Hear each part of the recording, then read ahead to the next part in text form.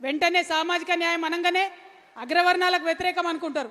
కాదు, సామాజిక న్యాయం అంటే ఏంటిది? ఒక దగ్గర ఒక 100 రొట్టెలుంటే, ఆకలితో ఉన్నటువంటి 100 మనుషులుంటే, 100 రొట్టెలుండి ఆకలితోనున్న 100 మనుషులుంటే మానవత్వం ఏంటిది? మనిషి ఒక రొట్టె ఇయ్యాలి, అందరు ఆకలి తీర్చాలి. ధర్మం ఏంటిది? మనిషి ఒక రొట్టె ఇయ్యాలి, అందరు ఆకలి తీర్చాలి. న్యాయం ఏంటిది? మనిషి ఒక రొట్టె ఇయ్యాలి, అందరు ఆకలి తీర్చాలి. చట్టం ఏం చెప్తుంది? వనరులు సమానంగా పంచుకోవాలి, మనిషి ఒక రొట్టె ఇయ్యాలి, అందరు ఆకలి తీర్చాలి. కానీ ఏం జరుగుతోంది వాళ్ళ భారతదేశంలో?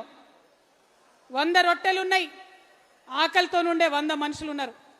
కానీ బలవంతులైనటువంటి 10 మంది మనుషులు 90 రొట్టెలు తింటున్నారు. ఇవాళ బలహీనమైనటువంటి